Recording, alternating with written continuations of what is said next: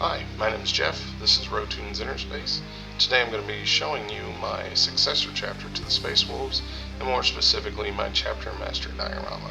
I'm going to be showing you how to get that frosted blue-gray paint scheme normal to the Space Wolves. We're going to show you how to battle damage, rust, and even give it that long war aesthetic. I'm going to be showing you how to create some Gore effects, environment building, and even some budget builds with some kit bashing resources. So, without further ado, let's jump right in.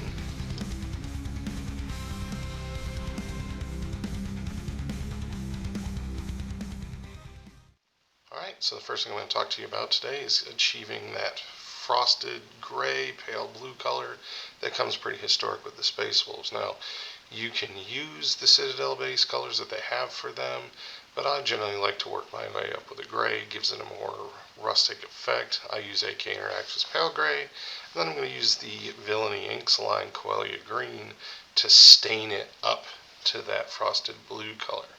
Now, if you've never used the Villainy Inks, it's a fantastic product, but especially if you have the phase 1 of it, you're going to want to use a vortex mixer. The pigments in it, because it is an enamel, will settle and get hard. So we're going to use a Terminator today, one that I did have pre-based before I elected to do this video, and I've learned that I like to base them now with Vallejo's matte black. It gives us the ability to allow some of it to bleed through and give it some natural shading all on its own.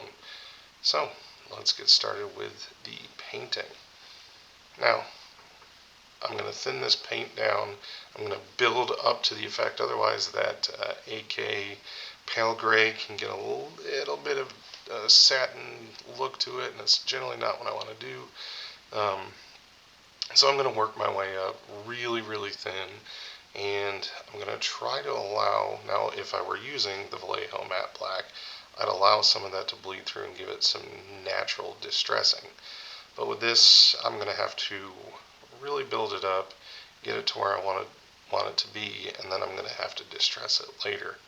Now, when I work with this, I'm not really too worried about making any mistakes or getting the paint on places it doesn't belong, because as we layer these things up, one thing I would absolutely recommend when you're doing this is think about the story.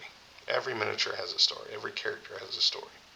And if you think about how these Space Marines or the Terminators, in this case, their armor is created and these things are added onto it. You'll see the skulls on the Power Fist, even the gun additions, things like that. That's going to be layered on top. So if I strike across an area that's not necessarily warranted to have that color, we're going to cover it anyway later, just as it naturally would flow.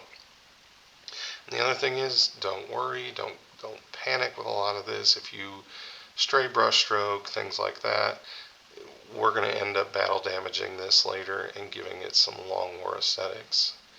So I can't stress it enough. It was something that I learned early on, especially when I got into the Grimdark community, and it was a fantastic recommendation that I heard, was to think of the story. It's going to help guide you in how you make your miniature. Every one of them is going to be specific.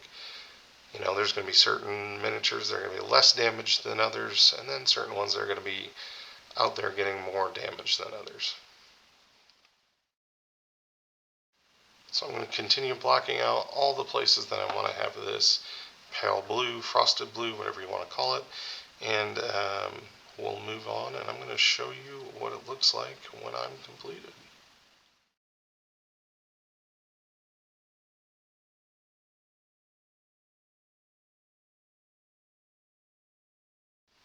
Alright, so as you see here, I've got it all based how I want it to be based. As you saw in the pictures, I do have my own custom chapter approved thing. It is a successor chapter to the Space Wolves, so I'm going to have a different bit of a color scheme with it. But the original armor and the basing of the armor is still going to be the same. Alright, so now we're going to get that Villainy Inks Coagulated Green. I'm going to end up thinning it down. You can do it 2 to 1, 1 to 1. The biggest thing is we're trying to use it as a stain as opposed to a true wash here. In this instance, you're going to see it as a 2 to 1. I want to be a little bit more heavy so I can get that pigment to stick and really bleed into that gray. So I'm just going to apply it all over. My goal here is to get everywhere where the gray is, because I'm going to end up taking it back off with mineral spirits later using the reductive technique. Now, if you've never used the reductive technique, I would highly recommend going on the Grimdark Compendium and checking out their tutorial. Alright, so as you can see here, I've dried it with a hair dryer, just a couple seconds. And you can see it gives it a nice green satin look to it. You can start to see the gray bleed through just a little bit depending on where the light hits it. What I'm going to end up doing is taking a Q-tip here, moisten in mineral spirits, and we're going to start working some of that off. Actually, we're going to end up working a lot of it off just so that it's treated as a stain. You're going to see it more of an effect the way the light touches it. It's going to give it a frost look. In certain angles and darker lights, you're going to see it more lean back on the gray color.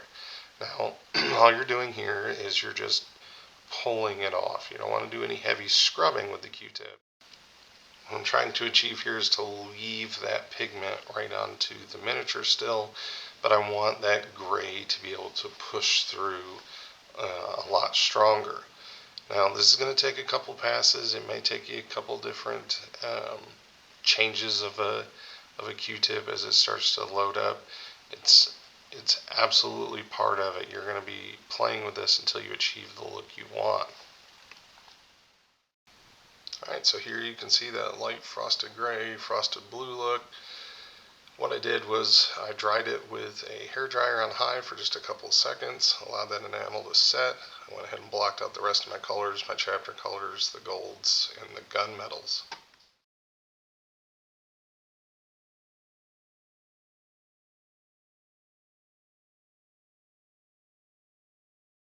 So the first weathering effect we're going to do is chipping his armor. Now the first thing I'm going to show you guys is Dirty Down Rust. Fantastic product. It's pretty well rust in a bottle.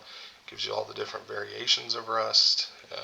It's very water soluble so that you don't have those very distinct lines, and lightens it up. The other one we're going to do is you can use pretty well any brown paint as a chipping, clipping effect of the armor. You can use silvers, you can use anything that's going to look like a ceramite. It's based upon whatever effect you're trying to go for with the chipping and how deep it's going to be. Alright, so there's going to be a multitude of ways you guys can do chipping. I'm going to start with a dry brush, old chewed up dry brush that I've got the brown color on. And the effect I'm going for is more of a paint transfer. It's been scraped up against something, it's going to get discolored with whatever it's brushed up against. It can include anything from blast fire, anything that you could possibly want to add to this. Now you'll see me switch here shortly over to the silver, which is going to give me that down to ceramite look where the paint has been totally chipped away and it's down to the base color of the metal. Now, there's a couple different ways you can do it. You can use a chipping fluid. You can use the soft pressing technique like they teach you about on Grimdark Compendium. But for this guy in the large surface area that he has, I'm just going to simply paint on my chipping effect. Alright, so now that the chipping is done, we're going to put on the Dirty Down Rust. The stuff is absolutely fantastic. Like I said, it's rust in a bottle, and it's going to give you a wide range of rust effects. Now, you can simply just use what's in the cap to apply it with your brush. It dries very fast, so be very careful about your application with it. But I'm just going to simply get it out of the bottle, make sure the bottle is shaken very well. If not, for whatever reason, the effect won't be the same. It'll just give you kind of a runny yellow color. So make sure it's shaken. And what I'm going to do is I'm going to apply it to all the crevices, the high points, things that would actually oxidize first. Now you're going to see as it dries, you're going to get a wide variety of effects. Like I said, it's going to have a really dark rusted look. Probably by the time you complete a section with this stuff, you're already going to see it drying and taking effect. Now keep in mind as we work with this, if you're doing something like the Death Guard, you can use it pretty heavily, things like orcs, orc weaponry, stuff like that. But for the Space Marines, the Terminators, these guys are, it's a long war aesthetic. So points where he'd be out for a while, out in the battlefield, things that would naturally start to oxidize with extended exposure to the environment. So I'm going to keep applying it to sections of the weapon, different places like bolt locations, couplings, things like that, things that's going to accumulate moisture. And just keep in mind, get it to where you want to be. We can thin this down and adjust it later as we see fit. Alright, so all you have to do, you can see here, and I'm going to show you right here on the top of the Terminator, there's very distinct lines with it. Now, like I said, if you're doing something with a lot of rust, not a huge deal, but for these guys, I don't want very distinct rust points. So what I'm going to do is I'm just going to take my brush loaded with water and just mix it into there. And what you're going to see happen is the line is going to kind of fade out. It's going to bring it down to a more yellowed color. And not a deep, long rust, but something that's just starting to accumulate. Now this stuff takes away multiple steps. I've done it. I've got the pigment powders. Having to apply layer after layer after layer with that stuff can be a headache, especially if you make a mistake, you gotta go back and correct it. With this, all you have to do is literally drag it out with the water. If you drag too much out, you can reapply the dirty down rust when it dries off. The fantastic thing about it is it flashes very quickly, so you're going to see what you want to have happen fairly fast, and you can just build up the layers. Now, if you look down there in the shin plate, boot plate area, I'm allowing that water to collect down in naturally where those rust powders would sit had it been moving through snow or space where moisture is going to oxidize fairly quickly. I will say though, the thing about the dirty down rust is it can be kind of pricey. Amazon has it. It's the only place I've really been able to find it. However, the money you're going to spend long run with all the pigment powders and the different colors and levels of the pigment powders, as well as your pigment mediums, this stuff does it all for you. So it's well worth it. I think it comes out to be like $20 a bottle. But it's not terrible, and they have a wide range, as I'm going to show you later, of different effects that they have. But this hands down has been the best product for rusting and weathering that I've dealt with yet. Alright, so as you can see here, the Terminator has all the rust in the places that I want it to be. It's settled in. It's for the most part pretty dry. Now keep in mind it is water soluble, and for the next step, you're going to see a little bit more blending happen, just a little bit more. So as we move on, the next piece we're going to do is start adding the grime.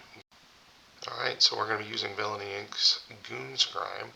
This is phase 2. They have mixed mineral spirits into the concentration from what I'm told, but I'll still do a 1-to-1 ratio with it. As you can see, that's kind of the texture that I want it. And what I'm going to do is I personally am going to cover the entire miniature in it, because when we do the reductive technique, we can pull it out of the places where we don't want it. But I definitely want to make sure grime gets in all the crevices, gets him just saturated dirty. Now some people, they'll put it in only the places that they want it, but for my grimdark pieces, I want that dirt everywhere, and I can correct it later with mineral spirits and taking it back. The reductive technique is an absolute staple to the grimdark aesthetic. When I first started grimdarking my miniatures, we had the AK streaking grime, where you all but super saturated these things with it and then used the reductive technique to bring it back out. That was old habits died hard for me. So when Villainy Inc. Came out with Goons Grime, it was definitely the color scheme we wanted. Pulled away from the green that Streak and Grime ended up becoming more prevalent with. You can still achieve the same pieces. You can streak it. You can just pull it away. You can push it down into recesses, and I'm going to show you how that happens here shortly. Now, as I work this in, I'm going to build up a couple layers. I just want to make sure it is as deep as I want it to be. And what we're going to end up doing is taking our hair dryer and flashing it off. And what you'll see come out of the Villainy Inks Goons Grime is a nice, matte, dirty, dusty look. So here you're seeing it. That's after it's dried. We've flashed off the mineral spirits in it, and it left a nice, dirty look. Now what we're going to do is we're going to end up taking our Q-tip, moisten the mineral spirits, and we're going to start working this off. So as I start to push this, the high points, I want to make sure that those show through with their natural colors, and I'm going to start pushing that pigment down into the recesses. When you push and dab, you end up creating a touched effect, such as a brushed off effect. You can drag it to give yourself a streak effect. There's so many possibilities with this. Now, the difference is like I was using the Coagulated green as a stain, this I want to retain more of that. I want to give it that dirty look.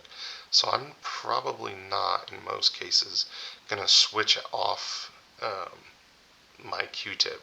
I'm going to leave it heavily loaded with the mineral spirits because it gives me that ability to push and sponge it on almost in certain places. But the biggest thing is make sure you hit your raise points.